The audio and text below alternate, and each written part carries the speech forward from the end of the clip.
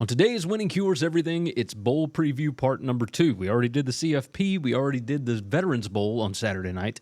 Now, we got to go through all the games from December 17th through December 27th. So let's get to it. All right, I'm your host, Gary Seegers, at GaryWCE on all the different socials. This is Winning Cures Everything. It is a college football podcast, and we like to pick games around here. That's what we do. So we're picking against the spread every single bowl game. Let me go on and tell you, bowl spreads are highly, highly volatile. I'll go ahead and give you an example. Saturday night, I took Western Michigan plus 11.5. Saturday, when Gio Lopez was announced that he was not going to be in the game, that thing dropped all the way down to 6. So I took South Alabama minus 6. Hit both sides of it. So you can do the same thing. Just pay attention to what's going on, because there will be more kids opt out. There will be more things happen. So just make sure that you're paying attention. All right, let's get into it. And we will start off with game number 1. This one on Tuesday. West Virginia facing off against Memphis. West Virginia. Coach is out. Neil Brown, he has been fired. Rich Rodriguez is the new coach. He's not coaching in this one. So they will have an interim. Memphis opened as a 4.5-point dog. They are now a 4.5-point favorite. So this is what I was talking about lines being incredibly volatile. So currently, like Memphis, I've got them favored by 5.21 points. Spread based on the last 4 weeks, I've got them by 15.5. Yeah, Memphis played pretty well down the stretch. Just destroyed Tulane before Tulane went into the AAC championship game. You look at some of these numbers, number 44 in PPA margin, West Virginia number 111. Now, there is a huge difference in current strength of schedule, right? Memphis has played the number 114 strength of schedule, West Virginia number 56. But when you start looking into all the different guys that have opted out for West Virginia, Memphis, it looks like all their dudes are going to play. And it makes sense because this bowl game's on December 17th. Why would you opt out for this one if you don't have a bunch of NFL draft prospects, if you're coming back next year, all that kind of stuff? Seth Hennigan, the quarterback, is going to play, and they have started like a hashtag for one more for Seth or whatever it is. The issue for West Virginia here is their defense was really bad against the pass, as you see, number 131 in PPA allowed per pass. Memphis number 53. Memphis is number 17 in havoc allowed. West Virginia's defense number 118. They can't get to the quarterback. If Seth Hennigan is kept clean, he might not have any kind of problem whatsoever. Mario Anderson, it may play, may not play. We still don't really have any clear indication on that. But if he does play, Memphis pretty good at running the ball. On the other side, Memphis defense pretty good this year. Number 65 in PPA allowed per drive on defense. This West Virginia offense, number 63. I know it's moved a lot. We're still going to go Memphis here. So Memphis minus the 4.5 is the direction that we're going on this one. Next one up, we're moving to Wednesday. The Boca Raton Bowl. James Madison facing off against Western Kentucky. This one is another one where the line is just moving all over the place. James Madison was at 1 point favored by 8.5. They have a backup quarterback playing because Alonzo Barnett is going to be out for this one. James Madison currently favored by 6.5 in this one. It was just announced today that Caden Beltkamp, or Veltkamp, however you want to say it, the quarterback for Western Kentucky, is going to play. And you will see a lot of guys that are in the portal from the Western Kentucky side. The reason for that, Tyson Helton, from everything that I understand, is one of those coaches that tells his guys, hey, go in the portal, see what you can get, but I still want you to play for us. So he understands the resources are, in fact, limited at Western Kentucky. So looking at this, Western Kentucky was pretty trash down the stretch. Their offensive line is having major issues. They've got a bunch of guys out with injuries on this one, so that could certainly be an issue, especially considering James Madison, while they have played just incredibly weak strength of schedule, number 127 in current strength of schedule, they are number 4 in the country in predicted points added allowed per drive. Yeah, Western Kentucky's offense is number 68, and if you look at it, they're really good at throwing the ball, number 29 in PPA per pass. The problem is they're number 60 in havoc allowed, but that has dropped off significantly from earlier in the season, especially over the past month, because the offensive line is not healthy. James Madison is number 3 in the country in PPA allowed per pass. So I expect this James Madison defense to be able to shut down Western Kentucky here. I know that Veltkamp is playing. I understand that. But if they can't keep him upright, that's going to be a problem. Now that this is down under a touchdown, I'll take James Madison minus the 6.5 on it. That one. Next up, the LA Bowl. Cal against UNLV. The current number is UNLV plus 1.5. This thing has moved all over the place, and the reason for it, the Cal offensive coordinator is out. He's been fired. Fernando Mendoza, the quarterback, he is in the transfer portal. The backup got hurt against SMU, I think it was. There's a lot of problems here. And at the same time, while I do like UNLV, because obviously I've got them favored here by 8.5, spread based on the last 4 weeks, I've got them by 7.5. UNLV is a really good team, but their coach is gone. Barry Odom left to take the Purdue job. With Cal giving Justin Wilcox and that defense, multiple weeks to prepare for an opponent, typically I would go that direction. But I don't like Cal as a favorite. I don't know what Cal is going to do on offense. And UNLV is looking for their 11th win of the season, or 10th win, whatever it may be. 11th win. They're 10-3 right now, but it'll be their first bowl win since 2000. You start looking at some of these numbers. You're number 36 in PPA margin against number 59 for Cal. This UNLV defense is pretty good against everybody but like Ashton Genty, basically. Number 33 in predicted points added allowed per drive. The Cal offense is number 69. This Cal offense has not been able to run the ball all year. If you can't run the ball, then you're not going to be able to establish the pass against UNLV. Cal is number 54 in PPA per pass, but that's with Fernando Mendoza. UNLV's defense is number 30. If you can't throw on them and you can't run on them, what are you going to do? I don't expect a lot of opt-outs for UNLV. I think they want to win this game. They want to be the first team to win a bowl game since 2000. I think that the offense is going to be able to run the ball on Cal. I'm going to take UNLV. If they're a dog, I think they're going to win outright. So give me UNLV even without a coach, even without potentially Brennan Marion, because I don't think he's going to call the game. But that's the direction I'm looking there. So UNLV plus the 1.5 on that. All right, next up, the New Orleans Bowl. Sam Houston going up against Georgia Southern. And right now, Sam Houston, a 5.5-point dog. There's even 6s out there at a couple of different spots. I've got Sam Houston favored by 0.1 points. So to me, this is a pick 'em. But Sam Houston, coach is gone. Casey Keeler has taken the Temple job. A bit of an issue for this one. I've got Georgia Southern favored by 3.5 based on stats from the last 4 weeks. This thing was 4.5. It jumped up to 6. It's sitting there, 5.5, 6, somewhere around there. The Sam Houston offense is much better with Hunter Watson at quarterback, and it looks like he's going to play potentially, but you've got just a ton of portal guys for Sam Houston, and you don't know whether or not any of them are going to play. We have no clue. So it's a shot in the dark, basically. Georgia Southern, the offense for them, well, let's look at overall. Number 59 in PPA per drive on offense. They are number 117 in PPA allowed per drive on defense. Sam Houston is the complete opposite. Really good on defense, but, the majority of their starters are in the portal. So how do you even begin to figure this out? Under typical circumstances, I would take Sam Houston as a dog, but they hadn't been very good. They are 6-6 against the spread this year, but went 9-3, and they did not finish out the year very well. The games that they did win, they didn't cover.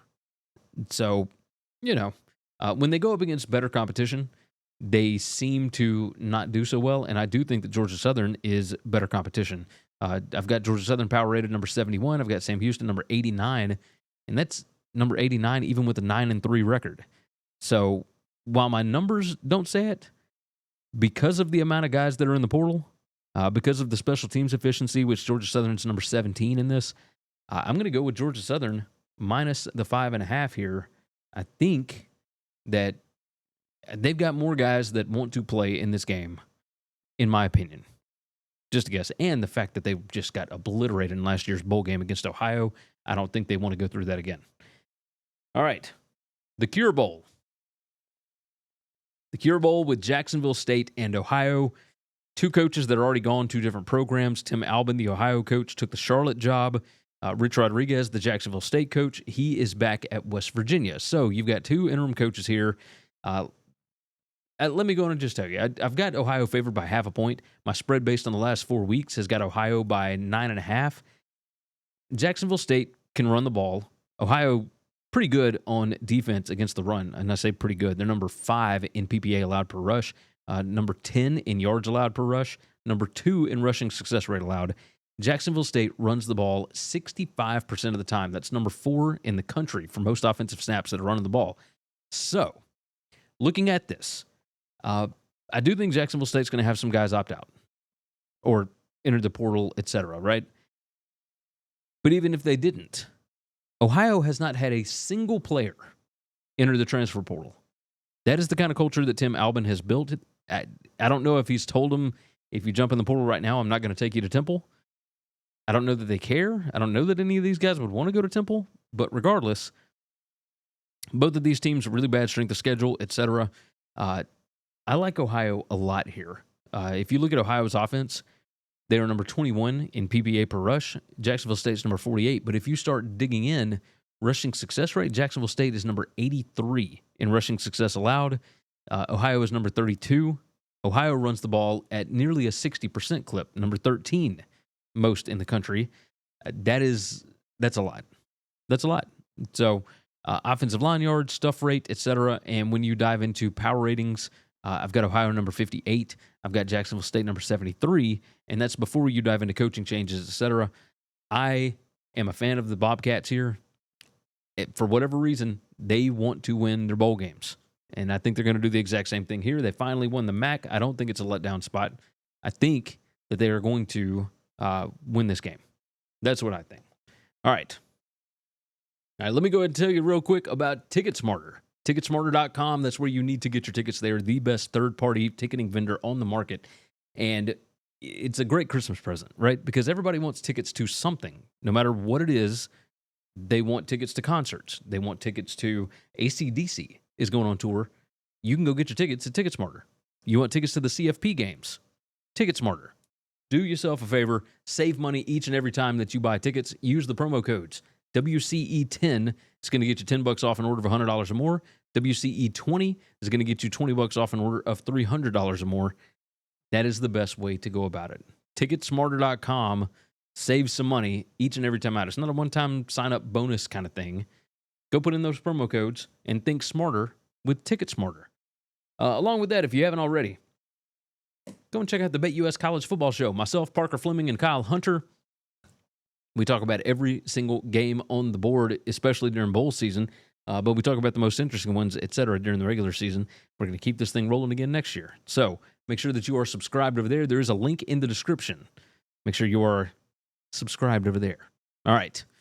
Let's get this thing rolling again. And we're moving along. And where did we go? That's not the right game. All right. The Gasparilla Bowl. The Gasparilla Bowl. Whatever you want to say. Tulane against Florida. Tulane looked like complete garbage in the past 2 games. Against Army. Against Memphis. They just look like trash, and now their quarterback is gone. Ty Thompson is going to be the starter here. He's the backup, and he has run the ball a lot this year. I'm talking a ton, just a ton.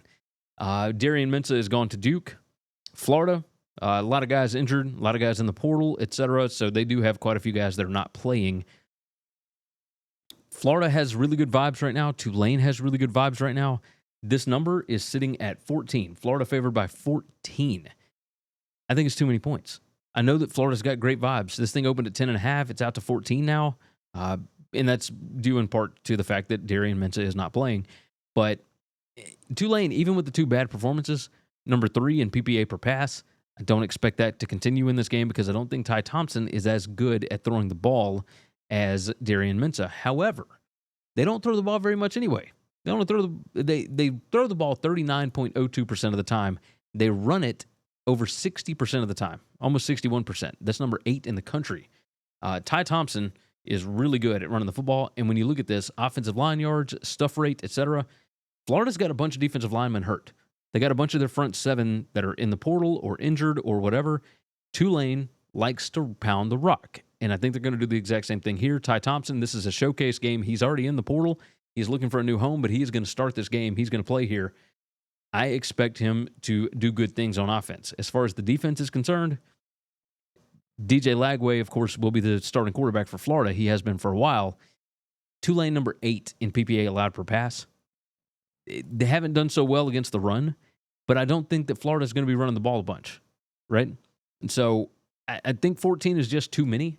I will take Tulane plus the 14 on that one. To the Myrtle Beach Bowl. Coastal Carolina at home here, but they are acting as the away team in this bowl game. But Coastal Carolina faces UTSA. UTSA currently an 8.5-point favorite, and I'm surprised it's not more. Currently, I've got UTSA favored by 5.75. I've got UTSA favored by 11 with spread based on the last 4 weeks of stats. Again, that spread based on the last 4 weeks is highly volatile, so don't always necessarily go with that. Do your research. UTSA with Owen McCown at quarterback has really figured some things out. They do have some guys in the portal, but Coastal Carolina, both of their top 2 quarterbacks are in the portal. Ethan Vasco and Noah Kim. They're in the portal, and the third-string guy has not attempted a collegiate pass. So these numbers, as far as throwing the ball, running the ball, etc., real tricky on this. This UTSA defense, they got defensive linemen for days. They are built to be able to stop the run, and that's what Coastal Carolina already did best. I don't think they're going to be able to throw the ball, which is the weakness of this UTSA defense. If they can't throw the ball and they have to rely on the run, I don't think they're going to be able to do it on UTSA. UTSA's offense, on the other side, the numbers aren't great right now because they were just putrid to start off the season. I'm talking bad. But they picked up towards the end of the year. Number 55 in PPA per pass. Well, this Coastal defense is number 98 in PPA allowed per pass. Number 98 in QBR allowed. UTSA is number 63. UTSA has got things absolutely rolling right now. And this UTSA defense, number 2 in defensive success rate allowed. Number 1 in defensive rushing success allowed. They are going to be able to stop Coastal Carolina. I like UTSA anything under 10, and honestly, probably anything under like 2 touchdowns, because I don't think Coastal Carolina is going to be able to score here. All right, moving along. The Potato Bowl. Fresno State Bulldogs and the Northern Illinois Huskies. And the number right now is Fresno plus 3. My number has Fresno favored by 2 here. My spread based on the last 4 weeks has got Northern Illinois by 1.75 or so. So almost 2 points. When I look at this number has got Mikey Keene and that entire Fresno offense in there. Not that the Fresno offense has been very good basically all year. I don't think they're going to be able to throw the ball because Mikey Keene is in the portal, and I don't think he's playing from what I gather. Northern Illinois is going to be able to run the ball because Fresno, while they're pretty good at stopping the run, I believe they've got some defensive linemen and some front 7 guys that are in the portal as well. They're not going to play, so that's something to pay attention to. Matt Entz, the linebacker coach at USC that was the head coach at North Dakota State, he is going to be the new Fresno head coach. I don't know that he's really built he hadn't really built a lot of rapport with these kids yet. So, and he's not coaching in this game anyway. So it is what it is. Northern Illinois, Thomas Hammock doing his thing. If you really want, like I said, now obviously we're picking based on the line currently, but if you really want to look into something, Fresno is number 28 in first half point margin. Northern Illinois is number 63. Second half point margin, Northern Illinois is number 41, and Fresno is number 105. So you've got a tale of 2 halves with these 2 teams. NIU, not great when it comes to the first half, but they are great in the second half, and it's the complete opposite for Fresno. They show up well in the first half and can get absolutely nothing done in the second half. I lean Northern Illinois here, so we'll go ahead and take them at -3 on this. I don't know who Fresno's going to have left over, and I think the NIU is a little more motivated. I know they're a MAC team. I get it, and they're not as talented as Fresno, but when we're looking at power ratings, number 87 for Fresno, number 88 for NIU. I know that Rudolph is not playing. Trayvon Rudolph, the stud wide receiver. Ethan Hampton, I don't know if he's going to play, but he's missed several games this year anyway. This NIU defense is where it's at. So give me NIU -3 on this one. All right, let's go to the Hawaii Bowl. And the San Jose State Spartans take on the USF Bulls, South Florida, if you will. Currently, San Jose State favored by 4.5, and that's because of a bunch of portal guys. Byron Brown still injured. He's been out since like week 5 or week 6, whatever it was. So you start diving into some of these numbers with these two teams. San Jose State, by the way, has the familiarity with where they're playing. They're playing in Hawaii. San Jose State goes there every other year anyway. So something to pay attention to. The thing that USF does best on defense is stop the run. Number 21 in PPA allowed per rush. They're number 10 in rushing success rate allowed. San Jose State doesn't run the ball. I know it's a Ken Niumatalolo team, but they run the ball 37% of the time. That's number 132 in the country. They throw the ball almost 63% of their offensive snaps. USF is not great at defending the pass. Number 106 in PPA allowed per pass. Number 93 in QBR allowed. Number 71 in passing success rate allowed. What I'm curious about is the havoc rate for USF, number 19. If they can get to the quarterback, whoever that might be, because that's been a San Jose State thing this year. San Jose State, while all their passing numbers are great, they're number 106 in havoc allowed. That's not good. They're number 98 in interceptions thrown per pass. They are number 134 in fumbles lost per rush. It's not good on that side. Now, as far as the San Jose State defense, they're number 62 in defensive success rate. They're really good against the pass. And USF,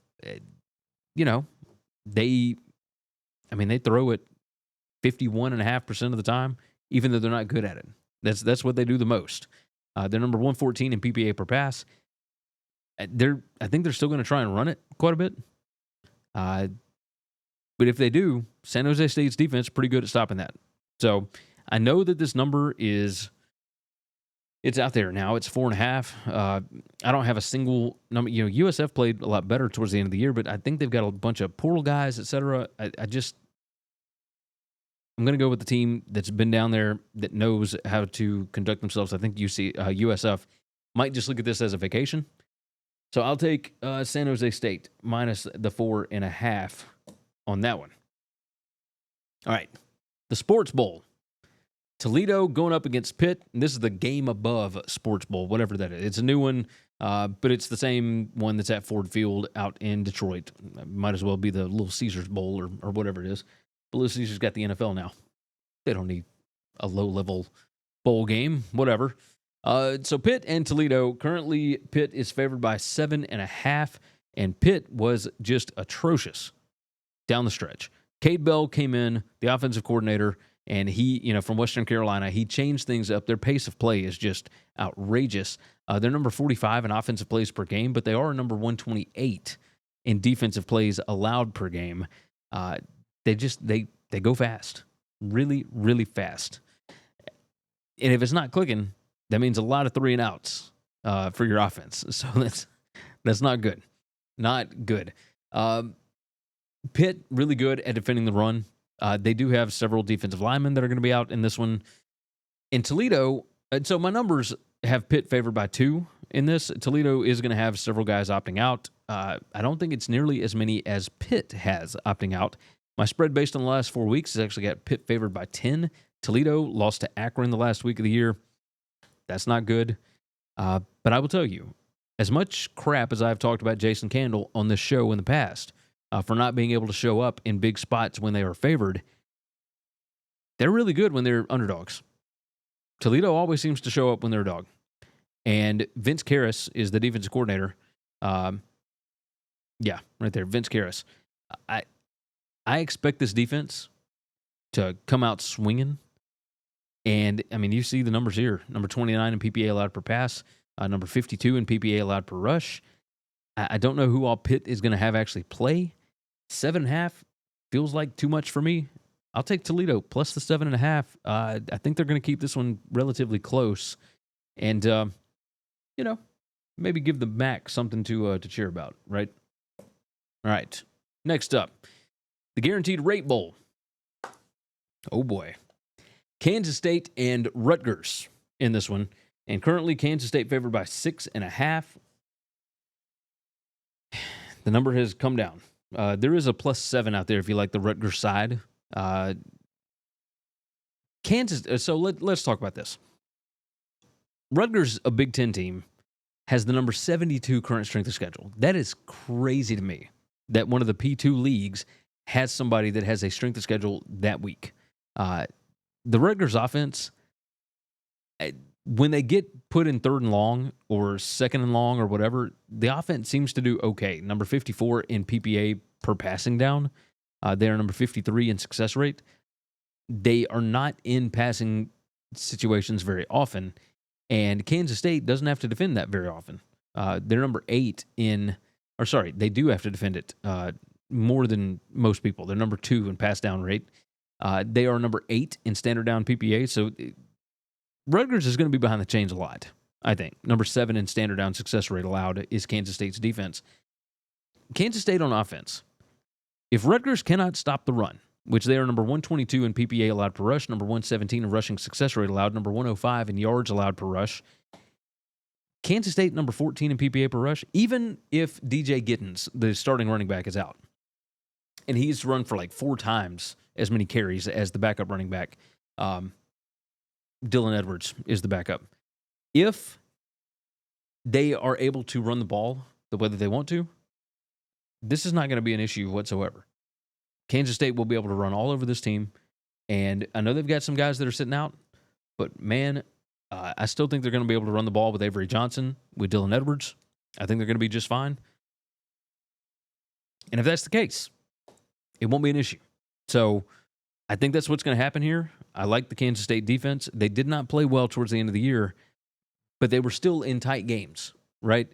So long as they don't turn the ball over a bunch, which Rutgers, turnover margin, number 108 in takeaways per game. Now, Rutgers doesn't turn the ball over, but they also don't generate turnovers. If that's the case, again, easy enough for me. Kansas State is going to handle this. I will take them minus the 6.5. All right. Let's talk right quick about compression sleeves. GoSleeves.com/WCE. You can get 15% off the best kinesiology technology on the market. If you are an old man like me and you have young children that want to be physically active all the freaking time, your joints are going to be hurting. I'm telling you.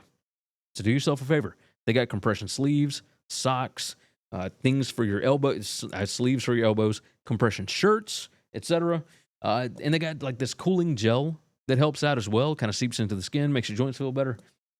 Do the research. Go and check them out.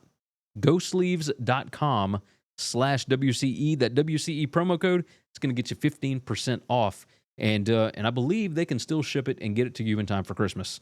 So go ahead and do yourself a favor. GoSleeves.com/WCE. Also, if you want to be a member, you want to support a one-man operation here, bettingcfb.com. That is your best shot to help me out. I'm telling you, $5 a month, $50 for the year. We have a good time over there. Christmas time gets a little bit crazy, but we're going to be doing a lot with that channel. So do me the favor, go to bettingcfb.com and sign up. All right. I think we've got 6 more games to discuss, so let's get into it. Navy against Oklahoma in the Armed Forces Bowl. This is not correct. What are we looking for? I'm missing a game. Okay, hold on. Well, this is great radio, but I got to tell you, we're missing. There it is. Okay. The 68 Ventures Bowl. Bowling Green against Arkansas State. Now, let's set our timer because we try and do these under 2 minutes apiece. Arkansas State is a 7-point underdog, or if you like Bowling Green, you can find a 6.5 out there right now. My number right now likes Bowling Green minus 10.5. And hey, look at that. We just had somebody else join up for betting CFB. All right, so Bowling Green I've got them favored by 10.5 here. I've got Bowling Green minus 16.5 based on the last 4 weeks of stats. Arkansas State's numbers, it amazes me that they were able to get to 7-5. Their defense and their offense. Defense number 128 in defensive success rate. Offense number 99. I don't know how they were able to win as many games as they did. Now, it probably has something to do with the fact that their current strength of schedule is number 99. Bowling Green, number 81 in current strength of schedule. They played Texas A&M close. They played Penn State close. They were down to one last game against Miami of Ohio to go to the MAC championship game. Lost that one, is what it is. But still, it looks like all of their starters are going to play. Harold Fannin Jr., they got dudes everywhere. But Connor Bay's lacking that offense. They're number 54 in QBR. Arkansas State, number 107 in QBR allowed. And even if they don't throw the ball, they can still run it. Number 29 in rushing explosiveness. Arkansas State is number 87 in rushing explosive allowed. Offensive line yards, number 64 for Bowling Green. Arkansas State's number 131. I mean, it's just not good. So this offense for Bowling Green is legit. On the other side, I don't know what Arkansas State is going to do to be able to move the ball. I guess Jalen Rayner, the quarterback, can run the ball some. I think their offensive line is okay, but they're number 82 in PPA per rush, and, Bowling Green number 93 in PPA allowed per rush. I do think that when it all comes down to it, the fact that this thing is down to 6.5, I think Bowling Green is going to handle this thing. Arkansas State, they find ways to win games, and I just don't fully get it.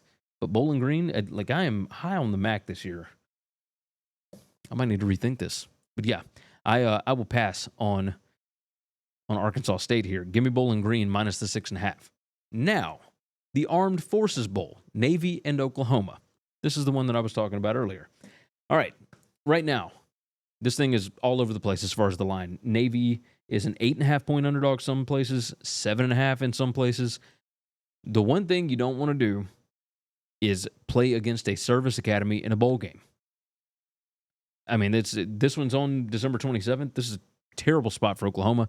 Jackson Arnold is gone. It's going to be Michael Hawkins Jr., the quarterback there. The new offensive coordinator, Ben Arbuckle, is going to have nothing to do with the game plan, right? So this is just whatever Oklahoma was, this is what they're going to do. And their defense, really good at stopping the run. And you've had plenty of time for Brent Venables to dissect this Navy offense. But here's the problem. It comes down to motivation. And we saw Navy really show up after they'd had plenty of time to heal up and whatnot. They're healthy now. They're not banged up anymore. Oklahoma, I do think, is closer to, Notre Dame than they are to some of the other teams on Navy's schedule. But Horvath, etc., in the Armed Forces Bowl, you see this Navy offense, number 21 in PPA per drive on offense. They're number 12 in PPA per pass. Now, they obviously don't throw the ball very often, only 27.8% or 27.55% of the time. They're explosive throwing the ball. That's the weakness of this Oklahoma defense. Oklahoma is pretty good at stopping the run, but they got some dudes in the portal, just like every other team out there. It's going to be interesting to see exactly how motivated they are for this game. Is Oklahoma going to be able to score? I know that Navy's not great, but Oklahoma hadn't been able to score on anybody this year. So I'm curious. I think that the talent differential is, Oklahoma is number 8 in 247 talent composite. But that includes all the guys that are in the portal as well. I think I'm going to have to take Navy. Never bet against the service academy in a bowl game. Motivation, etc. How much does Oklahoma want to be here? Because if you don't really care about being here, playing against that triple option is just a death sentence. So it's not saying that Navy is going to win the game, but I think it could be really close. I'll take Navy plus 8.5 on that one.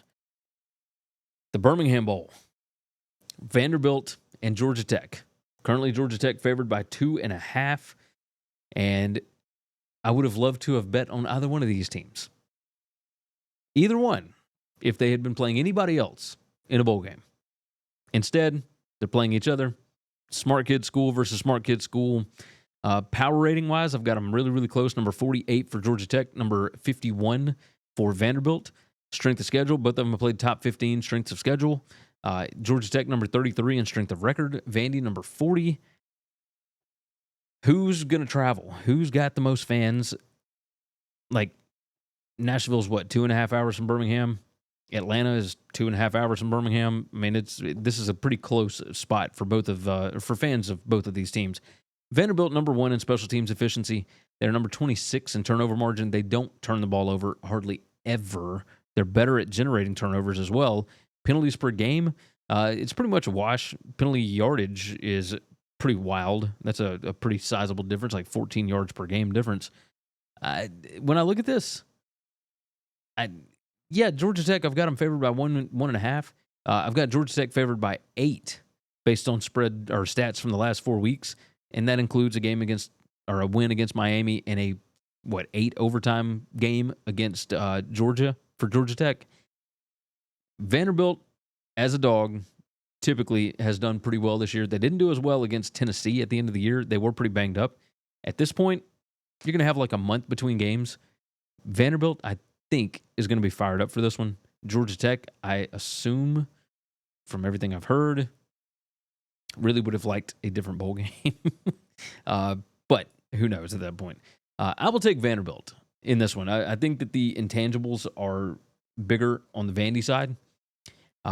Don't know what's up with Haynes King. I'm sure he's going to play, but he's been banged up. He should be healthy as well. Both of these teams were pretty banged up at the end of the year. I'm going to take Vandy plus the 2.5. I know that Georgia Tech hung in there with Georgia, but Vandy, team that a lot of people seem to overlook for whatever reason, I'll go with the Commodores. All right, 3 more. The Liberty Bowl, Arkansas and Texas Tech, and this is just the war of attrition on this one. Arkansas they've only got 6 healthy offensive linemen.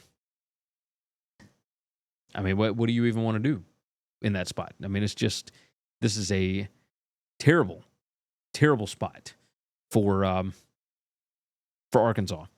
But it's also terrible for Texas Tech because they're going to be playing a backup freshman quarterback that hadn't had a lot of run this year. Baron Morton is out for the bowl game because he's having season-ending surgery. And at that point, what do you even do? Right now, Arkansas favored by 1, or you can get a Texas Tech plus 1.5 out there.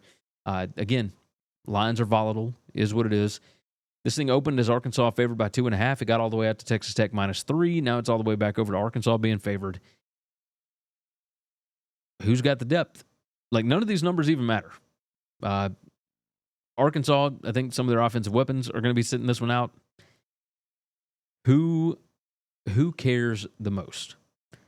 I think Arkansas, current strength of schedule, is number 17. Texas Tech, number 73. This thing has bounced around quite a bit. Texas Tech does like to show up in these bowl games. They have won a Liberty Bowl in the past against Mississippi State, I think it was. Arkansas, for whatever reason, likes to show out when they get to Memphis. I kind of expect them to do the same thing here. Bobby Petrino is still going to be calling plays. They're setting up for next year. Sam Pittman is still going to be there. Joey McGuire's doing the same thing. Zach Kittley, the offensive coordinator for Texas Tech, is gone. So you've got an interim offensive coordinator here. That's going to be interesting. Texas Tech is number 4 in points per scoring opportunity, but Arkansas's defense is number 28. This Arkansas defense is pretty legit.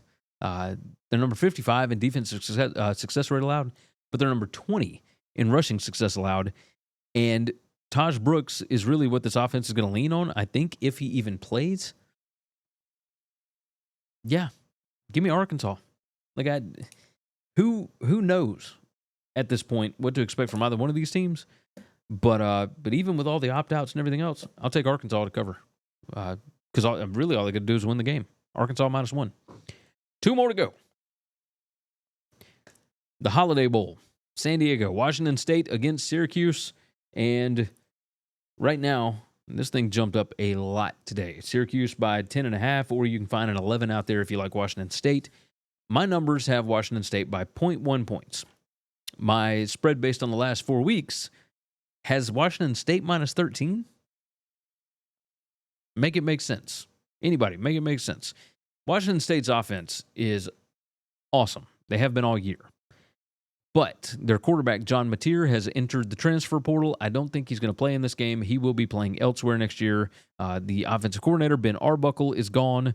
So all of these numbers really don't matter. If you don't have the quarterback or the offensive coordinator, is what it is. Syracuse, however, while their defense is, just bad, the defense is not good, their offense is really good at throwing the ball. Kyle McCord leads the country in passing yards this year. They got the win over Miami at the end of the season, and that capped off a 9-3 season for Syracuse. That does not happen very often for the Orange. It just doesn't. Scoring opportunities per game, number 10. So they have 7 drives on average per game that get inside the opponent 40-yard line. Points per scoring opportunity. Can they finish drives? They're number 48. 4.1 points per scoring opportunity. And Washington State's defense is number 94. Washington State could not stop a nosebleed at the end of the season. I don't expect them to stop Syracuse here. However, this thing has ballooned up so high. And I know that Jake Dickert, the head coach at Washington State, he cares. I know that he cares. But I do think that there's just too much attrition here for them to even be competitive. I think this thing's going to get closer to 14 by the time that everything kicks off. Give me Syracuse minus the 10.5. I'll take the favorite on this one. I don't know how Washington State competes here. And, they were double-digit favorites in all 3 of their games heading down the stretch, lost every one of them outright. So, and that was with Mateer and Arbuckle. Now you don't have either one. That's the best part of your team. Last game of the day. USC taking on Texas A&M in the Las Vegas Bowl. And right now, Texas A&M is favored by 3.5. Miller Moss, the now backup quarterback, is gone in this one. He is headed to Louisville. So it's going to be Jaden Maeva at quarterback. Zachariah Branch, I think, is potentially going to opt out. There's multiple guys opting out for USC. And honestly, there's multiple guys opting out for Texas A&M. But I don't think it's a bunch of, and the backup quarterback for A&M, Connor Wigman, he's also gone. He's going to Houston. So Marcel Reed is still going to play. Texas A&M, I've got them favored by 4 here. Spread based on the last 4 weeks of stats, I've got A&M by 12.5. I look at this, and this A&M defense, I think, can hang with what is left of the talent for USC. They've got multiple guys that are headed to the NFL, multiple guys that are headed to other programs. A&M, number 10 in special teams efficiency. USC is number 56. Turnover margin, A&M is better, number 44, compared to USC is number 79. Penalties per game is where it gets a little bit tricky, except when you start looking at penalty yardage per game, you're looking at like 15 yards per game, 16. It's not a huge difference, but it's, it's something.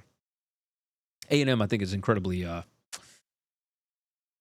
they are incredibly aggressive on defense. I'll say that. Mike Elko knows how to defend a Lincoln Riley offense. I think when you break this down, A&M is number 12 in 5 factors plus talent rank. USC is number 38. This A&M team is good. They're just good. And I know that USC had a bunch of talent and whatnot.